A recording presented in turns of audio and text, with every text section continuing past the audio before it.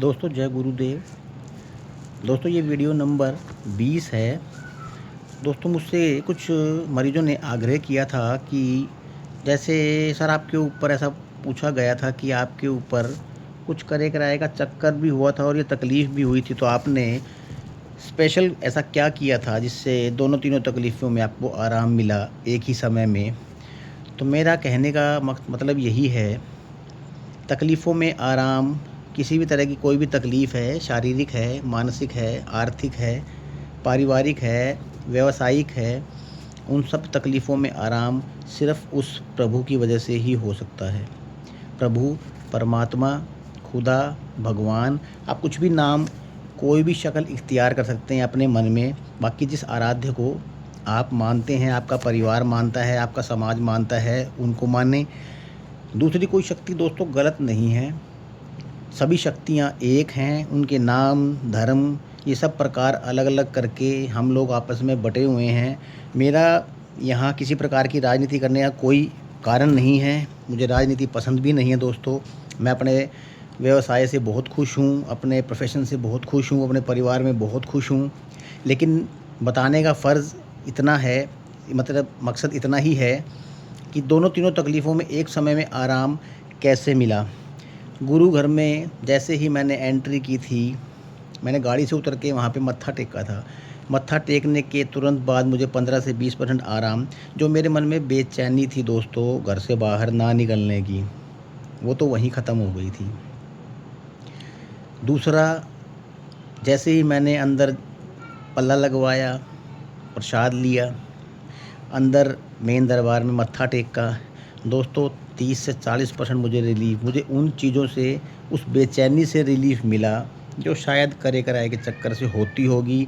मैं आज भी नहीं मानता इन चीज़ों को, लेकिन जैसा मैंने भुगता है, जो चीज़ें मैंने देखी हैं, ये मुझे मानने पर मजबूर करती हैं दोस्तों। मैं किसी को इस मामले में डरा नहीं रहा हूँ।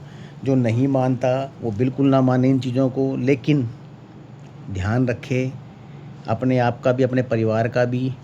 और ये ध्यान रखा जा सकता है दोस्तों अपने आराध्य को रोज़ मनाकर, रोज़ पूजा उपासना कर कर, रोज़ उनकी भक्ति कर कर, चाहे हम वो 10 मिनट करें, चाहे 10 घंटे करें। दोस्तों मुझे ये फ़ायदा हनुमान चालीसा से मिला है। दोस्तों हनुमान जी एक ऐसे व्यक्तित्व हैं, एक ऐसी शक्ति हैं, जिनका कोई जात धर्म वगैरह आज तक ना पूछा गया है, ना ही कोई पूछता। कुछ नहीं रखा दोस्तों इन जात धर्मों में। ये सिर्फ़ आप लोगों को बाँटने के लिए बड़े राजनीतिज्ञों की चाल है। आप समझो, ना समझो, दिमाग भगवान ने सबको दिया है, यूज़ करो, इस्तेमाल करो। मैंने हनुमान चालीसा से पूरा फ़ायदा लिया है आज दिन तक, और मैंने गुरु घर से मिला हुआ मुझे जो भी उपदेश है, जो भी अरदास है, उस अरदास को मैं डेली निभाता हूँ। चाहे मैं रख साहिब लगाता हूँ, चाहे मैं नहीं लगाता हूँ। मैं अरदास को नहीं छोड़ता, चाहे 1 मिनट करूँ, चाहे 1 घंटा करूँ, चाहे सारा दिन करूँ। आते-जाते जैसे ही मुझे समय मिलता है मैं अरदास करता रहता हूँ। इसके अलावा 1 घंटे का, आधे घंटे का समय मैंने हनुमान चालीसा को पर डे दे रखा है। हर रोज़ नियम से मैं कहीं भी हूँ चाहे, मैं हनुमान चालीसा ज़रूर करता हूँ। दोस्तों ये एक ऐसी शक्ति है जो आपके मन को आराम देती है। किसी भी तरह की कोई भी तकलीफ़ हो, बाकी जिसको आप मानते हैं, जिस आराध्य को आप मानते हैं, जिस शक्ति को आप मानते हैं, जिस परमपिता को आप मानते हैं, आप उस शक्ति का साथ दें, उस शक्ति को अपने साथ रखना चाहें, उस शक्ति को साथ रखें, उनसे शुक्रिया अदा करें। दोस्तों भीख ना माँगें, किसी भी भगवान से, किसी भी शक्ति से भीख ना माँगें, सिर्फ़ शुक्रिया अदा करें कि आपने प्रभु अगर कोई तकलीफ़ या कोई बीमारी हमें दी है, तो वो हो सकता है कि आगे पीछे के हमारे कुछ कर्मों का ऐसा हिसाब या लेखा जोखा हो, जिसे भुगत कर हम पश्चाताप कर सकें। दोस्तों हमने पश्चाताप कर लिया है, सारी उम्र निभाएंगे इसको। मैं ये नहीं कहता कि मैं ठीक हो चुका हूँ, लेकिन मुझे 100% आराम है। मैं रूटीन में एक साधारण आदमी से भी 2 काम ज़्यादा कर सकता हूँ। कुछ बातों का ध्यान रखना पड़ता है, खाने-पीने का, कहीं आने-जाने का, गर्म-सर्द का, उन चीज़ों का ध्यान रखते हैं। वो परहेज़ हैं, सारी उम्र निभाने हैं। परमात्मा का शुक्राना करना है। किसी को दोष देने में कुछ नहीं रखा दोस्तों, अपने माँ-बाप को दोष देने में कुछ नहीं रखा, भगवान को दोष देने में कुछ नहीं रखा। अपने आप को ही ये समझो कि हमने ही कोई गलती, कोई कर्म ऐसे किए हैं जिनको काटने के लिए ये हमें सज़ा मिली थी। उस सज़ा से निकलना, बाहर निकल आना, भगवान हमें स्वर्ग जीवन दे।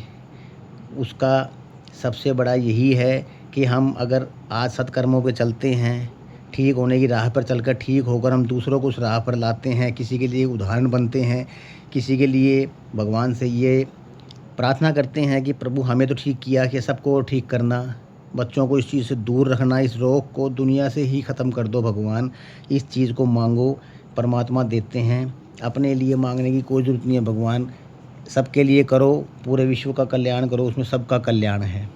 हम भी आ गए, हमारा परिवार भी आ गया, हमारा सारा सर्कल भी आ गया। स्पेशल किसी चीज़ को लेके परमात्मा से दुखी होकर, रोकर कुछ मांगने में कुछ नहीं रखा दोस्तों। बाकी जिसको जो अच्छा लगे, सबसे बड़ी बात ये है दोस्तों, आपको विश्वास होना चाहिए। शक्ति कोई भी हो, ज़रूरी नहीं है उसका कोई नाम हो। आपका मन, आपके अंदर ही एक शक्ति का वास है, आप उसको भी पूजा कर सकते हो, उसको भी अपने आराधना में ले सकते हो।